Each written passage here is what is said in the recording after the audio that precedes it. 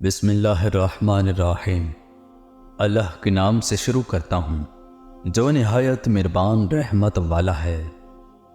ایک بادشاہ اپنے مصاحبوں اور خدمتگاروں کے ساتھ جنگل میں شکار کی غرض سے گیا، جہاں اس کی نظر ایک فقیر پر پڑی۔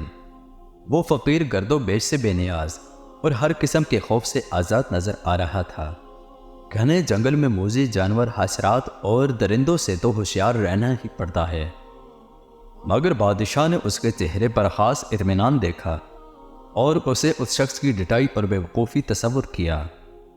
بادشاہ اور اس کے مصاحب جب اس کے قریب سے گزرے تو اس نے آنکھ اٹھا کر بھی ان کی طرف نہ دیکھا، اور یہ بات بادشاہ کو بہت ناگوار گزری۔ اس نے بزرگ کی طرف اشارہ کر کے وزیر سے کہا کہ ایسے فقیر بھی بالکل جانوروں کی طرح ہوتے ہیں کہ انہیں معمولی ادب و آداب کا بھی خیال نہیں رہتا۔ بادشاہ کی ناگواری کا اندازہ کر کے وزیر اس درویش کے پاس گیا اور اس سے کہا کہ بابا جی، ملک کا بادشاہ آپ کے قریب سے گزرا اور آپ نے اتنا بھی نہیں کیا کہ اپنی عقیدت اور نیاز مندی ظاہر کرنے کے لیے کھڑے ہو جاتے اور ادب سے سلام کرتے۔ درویش نے بے پرواہی سے جواب دیا، اپنے بادشاہ سے کہو کہ ادب و آداب کا خیال رکھنے کی امید ان لوگوں سے کرے جنہیں اس سے انعام حاصل کرنے کا لالچ ہو۔ اس کے علاوہ اس سے یہ بات بھی اچھی طرح سمجھا دو کہ ہم جیسے درویشوں کا کام بادشاہ کا خیال رکھنا نہیں، بلکہ بادشاہ کا یہ فرض ہے کہ وہ ہماری حفاظت کرے۔ تو نے سنا نہیں، بھیڑیں گڈری کی حفاظت نہیں کرتی، بلکہ گڈریا بھیڑوں کی حفاظت کرتا ہے۔ یاد رہے، بادشاہی ہمیشہ رہنے والی چیز نہیں، موت کے بعد بادشاہ اور فقیر برابر ہو جاتے ہیں۔ اگر تو قبر کھول کر دیکھے تو یہ بات معلوم نہ کر سکے گا کہ یہ شخص جس کی کھوپڑی کو مٹی نے کھا لیا ہے، زندگی میں کس مرتبے اور شان کا مالک تھا۔